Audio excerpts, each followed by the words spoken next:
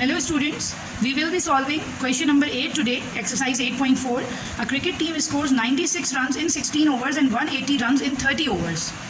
Write an equation of line. What does the gradient mean in terms of a score? What does y-intercept mean in terms of a score? What will be the predicted score after 45 overs and after how many overs the predicted score will be 240. यहाँ पे देखें, हमें यहाँ question में ये first line में ही जो data given है इसके अंदर एक तो हमें रन्स नज़र आ रहे हैं और एक हमें ओवर्स नज़र आ रहे हैं और जो कि डबल इन्होंने यहाँ पर दिया हुआ है डेटा.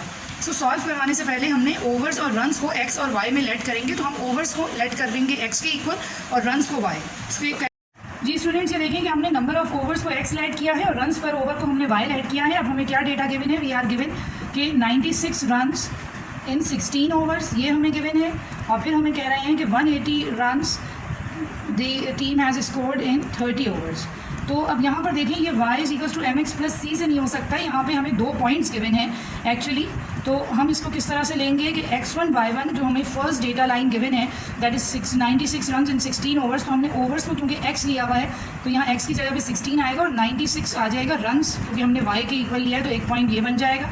और इसी तरह x2 y2 हमारे पास होगा 30 overs means x and 180 runs given है तो इट मीन्स कि दिस विल बी y. अब यहाँ पे देखिए 2 पॉइंट्स जब हमें गिवन हो गए हैं तो we can form the equation by using 2 point form. First part हमारा ये था कि हमें इसकी इक्वेशन बनानी है, तो वो हम बनाएंगे अब बाय यूजिंग 2 पॉइंट फॉर्म, क्योंकि जो डेटा हमें गिवन है इसके अंदर हमें 2 पॉइंट्स गिवन है. 2 पॉइंट फॉर्म अब यहाँ पर हम लिखेंगे that is y minus y1 over y2 minus y1 is equals to x minus x1 over x2 minus x1. अब यहाँ पे बाय पुटिंग दी वैल्यूज तो y1 is 96 and y2 is 180 minus 96, x minus x1 is 16 over 30 minus 16. So solve करवाएंगे तो y minus 96 numerator में आएगा और denominator में दिस इज़ 180 माइनस 96. जी, तो न्यूमरेटर हमारे पास y minus 96 and denominator 180 minus 96 will be 84. यहाँ पे भी न्यूमरेटर यही रहेगा x minus 16 and denominator will be 14. तो अब यहाँ देखें 84 और 14 को फर्दर अगर हम सॉल्व करवा लें तो ये 14 1 ज़ा 14 एंड 14 6 ज़ा 84 होता है. तो ये बन जाएगा y minus 96 over 6 and x minus 16 over 1 बचेगा. 6 अब यहाँ पर हम क्रॉस करवाएंगे तो y minus 96 will be 6 into x minus 16. इसको 6 के साथ एक्सपेंड करेंगे.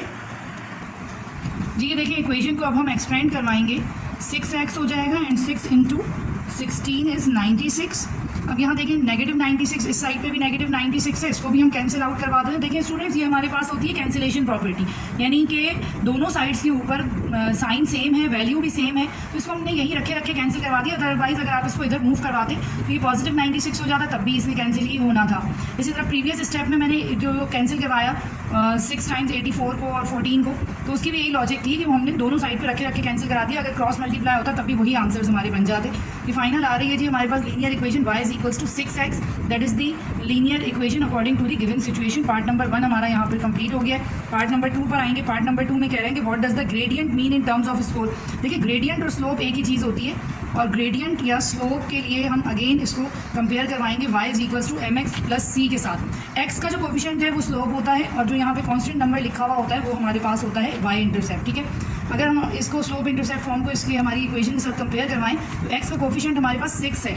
तो यहाँ पे लिखें कि स्लोप या ग्रेडियंट जो है दैट इज़ 6 और वो क्या शो कर रहा है?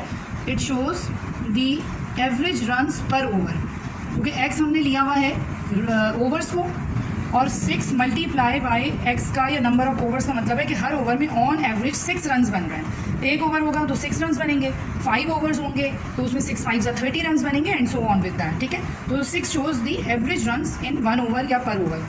Okay, part number 3 is what does y intercept mean in terms off score. यहाँ पे देखें कि अगर हम इसको y is equals to 6x को कंपेयर करवाएं तो यहाँ पे कोई इंटरसेप्ट की वैल्यू ही नहीं है, यानी कि यहाँ पर इंटरसेप्ट हमारी इक्वेशन में 0 आ रहा है. तो 0 का मतलब ये है, यहाँ पे लिखेंगे कि y intercept is 0 and what does it show? तो which shows that the score starts, क्योंकि इंटरसेप्ट y का है, y इंटरसेप्ट है तो इट मीन्स कि we are talking about the runs.